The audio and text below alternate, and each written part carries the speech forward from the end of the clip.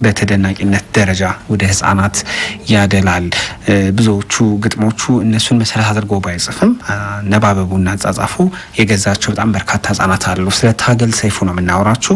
የእንቅልፍ ዳር ወጎች የሰባት ምሽት ተረቶች አዲስ መጽሐፉ ከቀናት በፊት ገበያ ላይ ውሏል። ስለ ተረት ዛሬ ብናወራ ጥሩ ነው። ብዙዎቻችን በተረት እንዳደግን ተስፋ አድርጋለሁኝ። የናፈቃችሁ ይመስለኛል ተረት መስማትም ሆነ ደግሞ በተለየ መንገድ ስለ ተረት ማውራት። ስለዚህ ዛሬ የተረት መጽሐፍትንና አጠቃላይ ህጻናት አስተዳደግ ላይ ከታገል ጋር ቆይታ አድርገናል።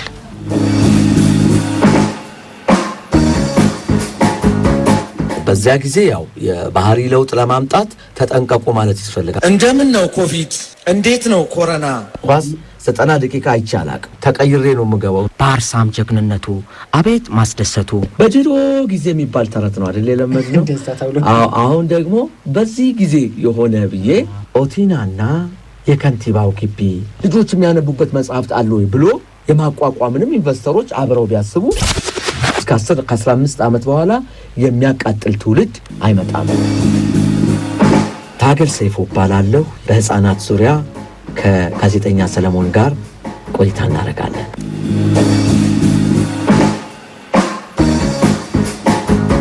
ታገል በጣም አመሰግናለሁ። እንኳን ደህና መጣህ ብያለሁኝ። እንኳን ደህና ቆያችሁኝ። እንግዲህ ስለሆንክ በጣም ነው የማመሰግነው። እኔም በጣም አመሰግናለሁ። የተገናኘ ነው በአዲስ መጽሐፍ የእንቅልፍ ዳር ወጎች የሰባት ምሽት ተረቶች በሚል የወጣ አዲስ መጽሐፍ ላይ ነው ትኩረት አድርገን እናወራለን። በመጠኑ የኪነ ጥበባዊ ህይወትንም ለመዳሰስ እንሞክራለን። አብዛኛው ነገር ስለሚታወቅ እሱ ላይ ትኩረት አናደርግም። ጊዜው የኮቪድ የኮሮና ነውና እንዴት እያደረገ ነው ይሄ ጊዜ? እንዴት እያለፍክ ነው? ለኔ ብዙ ለውጥ የለውም። ምክንያቱም በተፈጥሮ ከቤት አልወጣም። ድሮም ቢሆን ቤት ውስጥ ነው አብዛኛውን ጊዜ የማጠፋው። ለቀረጻ ምናምን ካልሆነ ሰላም አልወጣ ከቤት አልወጣም። ብዙ ልዩነት አልፈጠረብኝም። ብዙ መንቀሳቀስ አይነት ምትወጣ አልወጣም። ብዙ ጉዳይ ከሌለ በስተቀር ጉዳዮች ደግሞ ቢያንስ በ15 ቀን በሳምንት አንዴ ቢገጥመው ነውና ቤት ተቀምጦ መስራት ነው የምወደው። ብዙ በተለይ ቤት መቀመጥ ልማዱ ያልነበረ የሚወጣ የኪነ ጥበብ ሰው ትንሽ የሚቸገር ይመስለኛል። ግን ያንተ ልምድ እንዲህ ከሆነ ብዙ እንትን አይደለም፣ ህይወት እንደተለመደው ነው። እውነት ነው። ተመልካች አልባው የጥበብ ፕሮግራም ላይ ኮቪድን በተወሰነ መልኩ መሰረት አድርገህ የገጠምከው ግጥም ነበረ። እንግዲህ ቤት መዋል ልምዱ ስላለህ በደንብ አሁን ሰው ላይ ለማስረጽ እድል የፈጠረልህ ነው ብሎ መጥቀስ ይቻላል። በትክክል ገልጬው ከሆነ እንደዛ ነው የሚሆነው። ስራው ጥሩ ስራ ከሆነ ወደዛ ነው የሚያመራው። ግን በምን ሐሳብ የጻፍከው? አዌርነስ ለመፍጠር ነው። ምክንያቱም በወቅቱ ያኔ አዌርነስ ጊዜውን ገና አላጠናቀቅም ነበር። ብዙዎች ገና አልነቁም። ስለዚህ አዌርነስ ለመፍጠር ያንን ስራ ሰርቻለሁ። አሁን እንኳን የአዌርነስ ዘመኑን የጨረሰ ይመስላል። ከአሁን በኋላ ወደ ቢሄቪየራል ቼንጅ ወይም ወደ ባህሪ ለውጥ መግባት ነው ያለብን። ያ ግጥም ምናልባት ለዚህ ጊዜ ላይሆን ይችላል። ያኔ ግን ብዙ ሰዎች ብዙ ነገር አያውቁም ስለነበር አዌርነስ ለመፍጠር ያህል የተሰራ ስራ ነው። እንደምን ነው ኮቪድ? እንዴት ነው ኮሮና? አሜሪካን ጨንቋት እኛ ስንዝናና ይች ወርቃማ ጀንበር ትጠልቅብንና እንዳናዝን ኋላ እንዳይቆጨን የምር አሁን የቀረው ምንድነው? የአዌርነስ ነገር አይደለም። ሁሉም ገብቶታል በሽታው ምን እንደሆነ፣ እንዴት እንደሚከላከል። አሁን የሚያስፈልገው የባህሪ ለውጥ ነው። ተገቢውን እንትን ለማድረግ ራሳቸው የህመምተኞቹ ቤተሰቦች፣ የበሽታው ሰለባዎች በቅርብ ጉዳዩን ያዩት እነሱ ማሳተፍ ምንሻል ነው የሚመስለኝ። ምን ያህል የተካሄደበት እንደሆነ አላውቅም። እሱ የማትገኝ መስሎ ወደ አንተም አይመጣ ምን ማለት ነው? መናቅ ምንድነው? ለበጣው አዲስ የጻፍከው መጽሐፍ ቅድም እንዳልኩት የእንቅልፍ ዳር ወጎች የሰባት ምሽት ተረቶች ነው። መጽሐፍት መደብሮች ላይ እንደዚሁም መንገድ ላይም ሲሸጡ መደርደሪያዎች ላይ ብዙ አንመለከትም እና ጥቂት ናችሁ። አስቴር በዳኔ አንተን አውቃለሁኝ፣ ሌሎችም በእርግጥ አሉ። የበዛ ተረቶችን የመጽሐፍ ነገር የለም እና እንዴት ለመጻፍ ቻልክ? ለህፃናት ካለ ቅርበት ወይም ክፍተትን ለመሙላት በሚል? እንግዲህ እኔ እድለኛ ሆኜ በጣም ታዳጊ በነበርኩት ጊዜ በጣም ትልልቅ ሰዎችን የማወቅ እድሉ ከነሱ የመማር እድሉ ነበረኝ እና በጣም ከቤታቸው ከማልጠፋው ደጋግሜ ከመሄድባቸው ብዙ ነገር ሲመክሩኝ ከነበሩት ሰዎች ሁለቱን መጥቀስ እችላለሁ። አንደኛው አባባ ሐዲስ አለማየሁ ናቸው። አባባ ሐዲስ ምናልባት ለኔ መጽሐፍ ብቻ ነው የጀርባ አስተያየትም የጻፉት ለቀፎና አትንኩት እና ብዙ ምክሮችን ይመክሩኝ ነበር። ሁለተኛው ከበደ ሚካኤል ናቸው። ኡራኤል ጋር አባባ ሐዲስ ቤት ሄዳለሁ፣ አዋሪ ደግሞ ከበደ ሚካኤል ቤት ሄዳለሁ። ሁለቱም የህፃናት መጽሐፍት ጽፈዋል። ተረት የመሰረትን አባባ ሐዲስ ጽፈዋል። በኋላ ደግሞ ዞሮ ዓለም ለዝንጀሮ የሚል ሌላ መጽሐፍ ነበራቸው። የተረትና ምሳሌ ያለ ከበደ ሚካኤል እና እነኚህ ሰዎች ተረት ይጽፉ ነበር። ገጣሚ ናቸው ከበደ ሚካኤል፣ ኖቨሊስት ናቸው አዲስ አለማየሁ፣ ግን ደግሞ ለልጆች ይጽፉ ነበር። እንደውም መታሰቢያነቱ ለነሱ ነው ያደረኩት እና እዛ መታሰቢያ ላይ እንዳልኩት ለህፃናት ንባብ ትኩረት የማትሰጥ አገር መጨረሻዋ አስከፊ መሆኑን የተገነዘብኩት ከነዚህ ሁለት አባቶቼ ነውና ስለዚህ እኔም ደግሞ በተራዬ ህፃናት ላይ መስራት እንዳለብኝ አሰብኩኝ። ምክንያቱም እንደምታውቀው አሁን የተፈጠረው ነውጥ ግርግር መነሻው ምንድነው ሲባል ያለፉት 20 ምናምን ዓመታት የተዘሩት ዘሮች ናቸው ነው የሚባለው። ያ ዘር አሁንም ድጋሚ እንዳይበቀል ከዚህ ኮዲው ነው መስራት ያለብን። ስለዚህ ትውልዱ ላይ ህፃናት ላይ መስራት ቀደም ሲል የገለጽኩት አባቶቼ እንዳሉ እነዚህ ህፃናት ላይ ትኩረት ካልሰጠ አገሪቱ መጨረሻዋ ጥሩ ስለማይሆን ያንን ግምት በማስገባት ነው የህፃናት ተረቶችን ከዚህም በፊት ረዘም ያለ ለህፃን ሰርቻለሁ ያልታተመ። ምክንያቱም ያልታተመው ህፃናት መጽሐፍ ላይ ብዙ ትኩረት የሚሰጥ ስለሌለ እኔ ህፃናት ላይ 10 ዓመት በፊት ነው የመጀመሪያውን ረጅም ልክ እንደ አፍንጮ እንደ ፒኖኪዮ ረጅም አንድ ወጥ የህፃናት መጽሐፍ ቡትዬና ቻፒ በሚል ርዕስ ሰርቼ ማንም የሚያሳትም የለም ህፃናት መጽሐፍ ላይ ምክንያቱም በጣም ገበያ ነው የሚፈልጉት የሚያተርፍ ነገር። ስለዚህ ያ ስለሆነ እንትን አልሰራሁም ነበር። ሐጂሚ ማሽቴ ይኸውልሽቴ እዛ ሀገር ተሄዶ ወይነዶ ዓለም ጥሎን ሄዶ ያንተ የኪነ ጥበብ ጉዞ ራሱ ሲነሳ በብዛት በህፃናት ልብ ውስጥ የቀሩ ስራዎች እኮ አሉ አይደለ? የግጥም ስራዎችህን ብናነሳ በቴሌቪዥን መስኮት እዚህ ኢትዮጵያ ቴሌቪዥን ጨምሮ ህፃናት በተለየ መንገድ ይወዷቸዋል፣ ይናገሯቸዋል። ግጥም ሲያነቡም ያንተን አነባበብ መሰረት አድርገው ነው ብዙዎቹ ህፃናት ወደ ግጥሙ የመሳቡን ነገር የሚጀምሩትና ትንሽ ልመልሰው ወደ ኋላ በተለይ ይሄንን ነገር መፍጠር በራሱ አንደኛ ኪነ ጥበብ ውስጥ እንዲገቡ ምክንያት ሊሆን ይችላል። ከዛ ባለፈ ለንባብ ባህልም የተወሰነም ቢሆን አስተዋጽኦ ይኖራል ብዬ አስባለሁኝና እንዴት አሰብከው ግጥምን በዚህ መልክ ማንበብ? በራስህ ዜማ በራስህ ልጆች እነኛን በፊልም ማቀናበራቸውን ባይዘው በፊልም ማቀናበራቸው ግጥም አይደሉም። ኢንተርቴኒስት ነኝ ሳጋ ግጥም አይደለም። ግጥሞቼ ያሉት መጽሐፍቶቼ ውስጥ ነው። በፊልም አቀናብሬ ስሰራ ግን ኢንተርቴኒስት ነኝ። ኢንተርቴን ለማድረግ ነው፣ ህዝብን ለማዝናናት የሚሰራ ስራ ነው። አንድ ኢንተርቴኒስት ነኝ፣ ሁለት ደግሞ ዘመንን ነው የማሳየው። የኔ ሐሳቦች አይደለም ያሉት እዛ ውስጥ በጊዜው የነበረውን የህዝብ ስሜት የሚወክሉ ስራዎች ናቸው። የኔ ሐሳቦች የኔ ስሜት መጽሐፍቶቼ ውስጥ ነው ያሉት።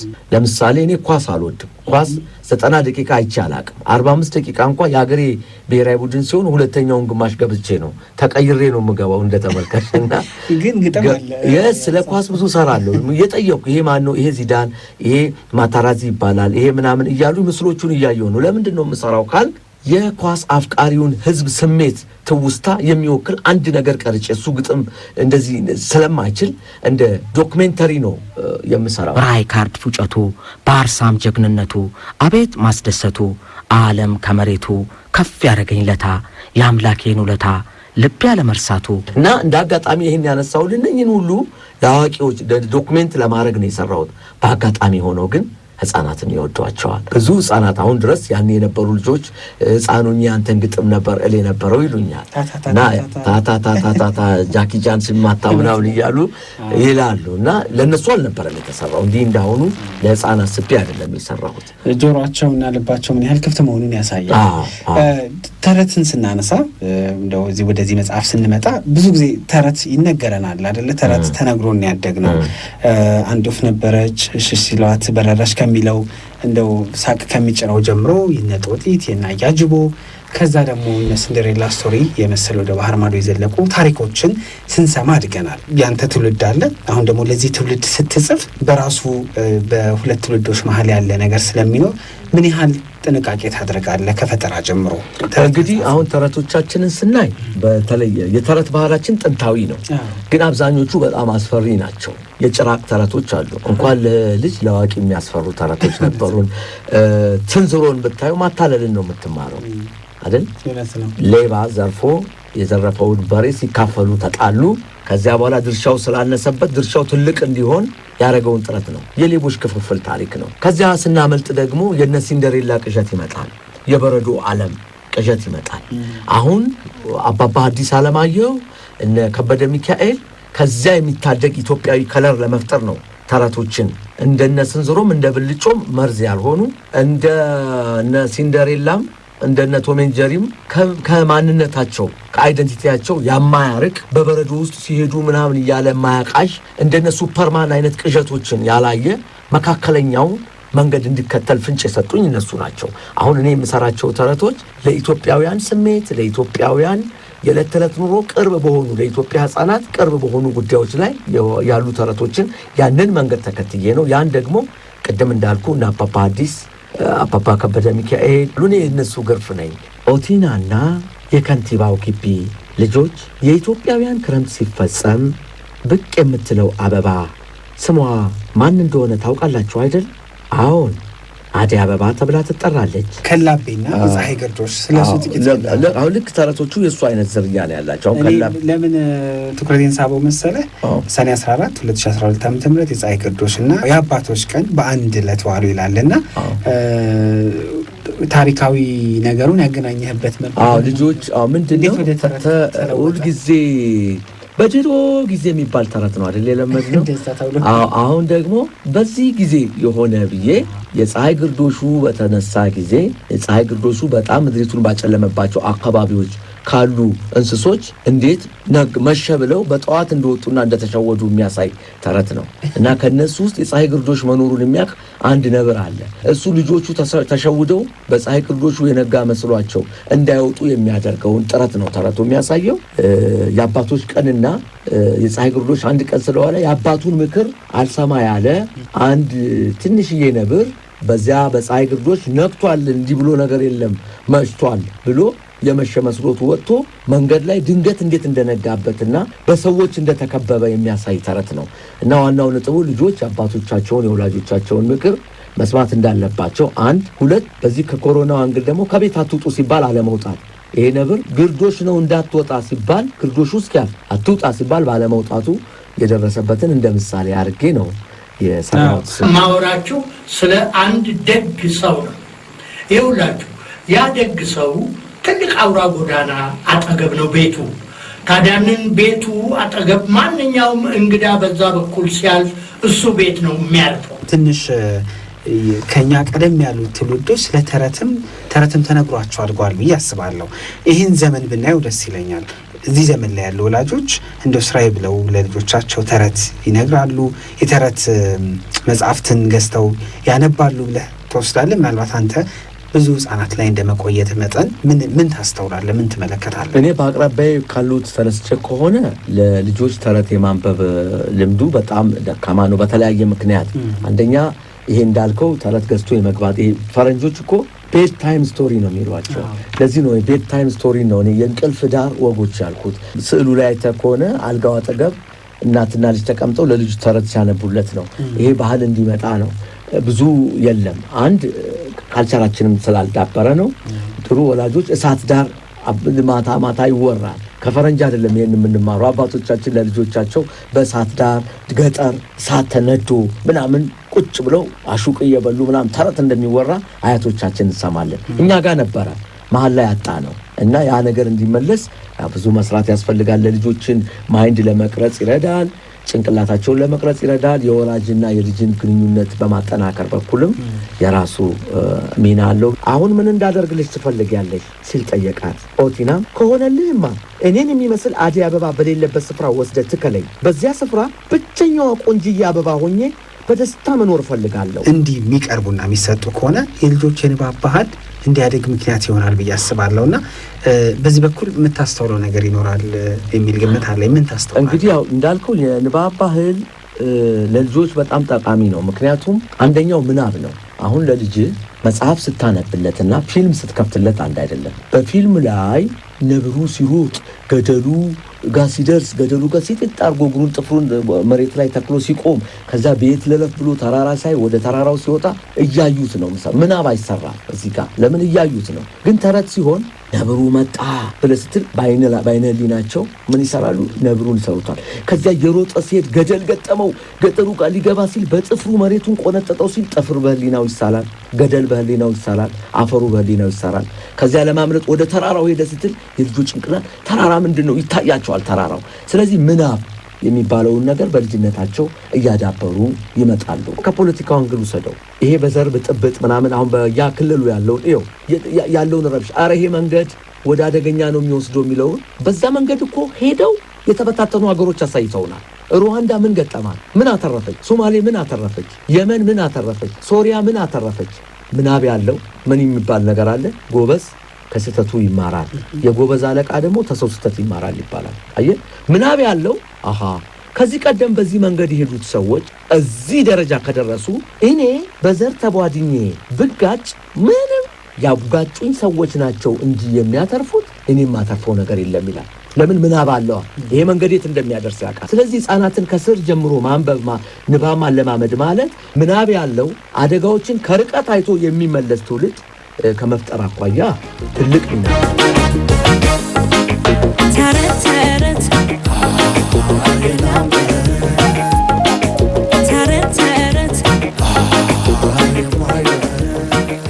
በአማርኛ ውስጥ የተጻፉም ቆንጆ ተረቶች ወደ አፋን ኦሮሞ መሰራት አለባቸው።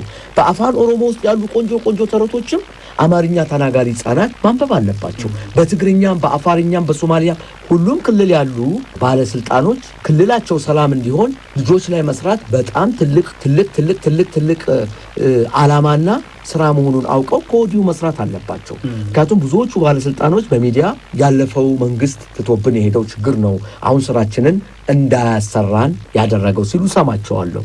ስለዚህ አሁን ደግሞ በተራቸው ከ15 ከ20 በኋላ የሚመሳው ባለስልጣን እነኝን ነው የሚወቅሰው የቤት ስራቸውን ካልጨረሱ። ስለዚህ ለልጆቻቸው ለራሳቸው ከስልጣን ወርደው በሰላም ጡረታቸውን እየተቀበሉ እንዲኖሩ የሚረዳቸውን ትውልድ ከወዲሁ ነው የሚፈጥሩት። አንዱ መንገድ መጽሐፍት ናቸው፣ የህፃናት መጽሐፍት ናቸው። ልጆች የሚቀረጹበት እድሜ ይሄ ነው። በተለይ ከ4 5 6 እስከ 12 ያለው እድሜ በጣም ወሳኝ እድሜ ነው። 13 14ም እንዲሁ።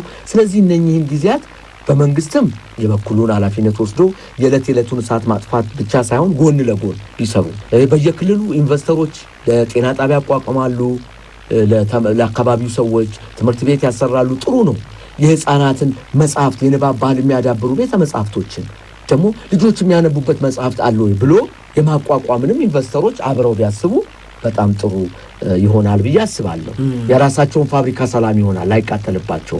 አትሊስት ከ15 ዓመት በኋላ የሚያቃጥል ትውልድ አይመጣም። ኢንቨስተሮች በጣም ብዙ መስራት አለባቸው። እንደው የክልል ባለስልጣኖችም በዚህ ነገር ላይ ኢንቨስተሮችን ክሊኒክ ብቻ አይደለም ህዝባችን የሚፈልገው፣ ትምህርት ቤት ብቻ አይደለም። ህፃናቱ የሚያነቡት መጽሐፍት የላቸውም፣ ህፃናቱ የሚውሉበት መጽሐፍት ቤት የላቸውም ብለው ማስታወሱንም አብረው ቢያደርጉት ጥሩ ይመስለኛል። እኔ በበኩሌ የአማርኛውን ጨርሻለሁ። ወደ አፋን ኦሮሞም እየገባን ለክፍል 2 እያሉ ምክንያቱም በእጄ ብዙ ተረቶች ነው ያሉት። እንዳልኩ ህትመቱ ነው ህትመቱ። ምክንያቱም የህፃናት መጽሐፍ ጥሩ ወረቀት መሆን አለበት። ደግሞ ከኮሮና አኳያ ራሱ ከቨሩ ሳኒታይዝ የሚደረግ መሆን አለበት። በዚህ ደረጃ ማዘጋጀት ያስፈልጋል። ወደ ክልሎችም ለማሰራጨት እንፈልጋለን። እዛ ጋር ኃላፊነት የሚወስድ ድርጅት ባለሀብት እኔ ክልል ላሉ ህፃናት ይሄን ያህል መጽሐፍ ይሄዳለሁ ቢል ልናዘጋጅ ልንሰጥ ዝግጁ ነን። በተለየ በክልል ቋንቋ በሚተረጎሙ መጽሐፍት ላይ እኔ 5 ሳንቲም ከማንም አልቀበልም። ኮፒራይቱን ሰጥቻቸው እነሱ መተርጎም ይችላሉ። በጣም ጥሩ። አንድ አሁን እያወራህ ምን ተውሳለኝ ታገል ተረትን ለመስማት ወይም ደግሞ ተረት ሲነገር ለማድመጥ አሁን እኔ በመገኝበት እድሜም አንተም ባለህበትም የድሮ አይነት ስሜት ይኖረናል ሰዎችን ስትመለከትና እኔ አሁን ናፈቀኝ ስትነገኝ ተረት ብሰማ አላለሁኝና ሰዎች ላይ እንዲያደምጡም እንዲያነቡም እድሜው በራሱ ተጽዕኖ ያሳድራል ትላለህ ወይስ ችግር የለውም? እንደ ሌላው መጽሐፍት ማንበብ አለብን ለህፃናት ተብሎ የተሰጠ ብሎ መፈረጅ ብቻ ይቻላል? እኔ ተረት ስጽፍ ለህፃናት ብቻ አይደለም አዋቂዎችም እንዲሰሙ ነው። ለምን ለልጆቻቸው የሚያነቡትን ተረት ወላጆቹ ከሰለቹ ምናልባት ማንበቡም ላይ ጥማቸው ይችላል እና ለልጆች ስጽፍ አዋቂዎችንም እያሰብኩ ነው። አዋቂዎችም ቢሰሙ ደስ የሚሰኙበት ተረት ራሳቸውም ዘና እያሉ ልጆቻቸውን እንዲያዝናኑ በዚህ መልኩ ነው። አሁን የልጆች ተረት ሲጻፍ የሚያስፈልጉ መሰረታዊ ነገሮች የሚባሉ አሉ። አዝማች ሪትሚክ ነገር ይወዳሉ። ግጥም በየጣልቃው ሲኖር ይወዳሉ። ተአምር ይወዳል። ቀለል ያለ ቋንቋ ይፈልጋል። ለሚኖሩበት ላሉበት ዓለም ቅርብ የሆኑ እንትኖችን መያዝ አለብን። መነሻ ሀሳቦችን። ስለዚህ እኔ እነኚህን ያሟሉ ታሪኮችን ለመስራት ሞክሬያለሁ እና በመጨረሻ በተለይ ሸዋ ሱፐርማርኬትን አመስግንልኝ። እንደዚህ አይነት ኢንቨስተሮች እንዲበዙ አበረታቷቸው። ምክንያቱም ይሄ ቢዝነስ አይደለም። እነኚህ ሰዎች በህፃናት መጽሐፍት ላይ ኢንቨስትመንቱ እንዲገባ፣ ትምህርት ቢሮዎች እንዲገቡ ሚዲያዎች በጣም ትልቅ ስራ መስራት አለባቸው። ትውልድን ማነጽ ነው። በአፋን ኦሮሞ እየተረጎመልኝ ያለውን ተክሉ ተሲሳ ወይ ሞቲ ተሲሳን እንዲሁ አመሰግናለሁ። በጣም ነው የምናመሰግነው። ያው የእንቅልፍ ዳር ወጎች የሰባት ምሽት ተረቶች ታገል ሰይፉ አዲስ የጻፈው መጽሐፉ ነው። ለልጆቻችሁ ሁላችንም ደግሞ ገዝተን ማንበብ አለብን። ልክ ነው አሁን እንደተሰማኝ አይነት ናፍቆት ተረትም ይናፍቃል። ስለዚህ ለልጆችም ራሳችንን ማንበብ አለብን። እንደተባለው ህጻናት ላይ መስራት ትውልድን ማነጽ ነው። የነገን ሀገር ደግሞ የተቃና ማድረጊያ መንገድ ነውና የሚቀጥለውን ዘመን ሰላም የምናደርገው አሁን ረብሻዎች አሉ፣ አንዳንድ ችግሮች አሉ። ያን የሚፈጥረው ትውልድ ያሳዝናል፣ አንጀት ይበላል። የሚገባውን ነገር ያልሰጠነው ትውልድ ነው። እንደው በጥፋቱ እንኳን ፍርድ ቤት ቢቀርብ ቢታሰር እንኳን ታስሮም የሚያሳዝን ትውልድ ነው። ህግ ነውና ያስረዋል። ምክንያቱም አለማወቅ ከተጠያቂነት አያድንም ስለሚል ህግ። ግን ላለማወቁ እኛ ተጠያቂ ነን። ዋናው ወንጀለኞች አሳሪዎቹ ነን። ዋናው ወንጀለኞች እኛ ነን። ስለዚህ ያን ነገር እንዳንደግም እኔ በኩሌን መወጣት ስላለብኝ ይሄን እየሰራው ነው። ይሄንን ተረቶች እያነበቡ በየቋንቋቸው የሚያድጉት ትውልዶችን መፍጠር ከቻልን፣ እንደዚህ ያሉ የሚጽፉ ደራሲዎችን ማበረታታት ከቻልን፣ ትምህርት ቢሮውም ኢንቨስትመንት ቢሮውም ህዝቡም ወላጆችም ለልጆቻቸው ተረት ይዞ በመግባት መተባበር ከቻልን፣ ተረቶችን በርካሽና በነፃ ማቅረብ ከቻልን እርግጠኛ ነኝ ከ10 ዓመት በኋላ ተመሳሳይ ድርጊት የሚፈጽም ትውልድ አይፈጠርም። ስለዚህ እዚህ ላይ በትኩረት ሁላችንም የበኩላችንን እንስራ ነው የምለው። እሺ፣ ሌሎች መጽሐፎች ስራዎች ይቀጥላሉ አይደል? አዎ፣ ስራዎችንም ሰራለሁ። የህፃናቱንም አልዘነጋም። በጣም ጥሩ።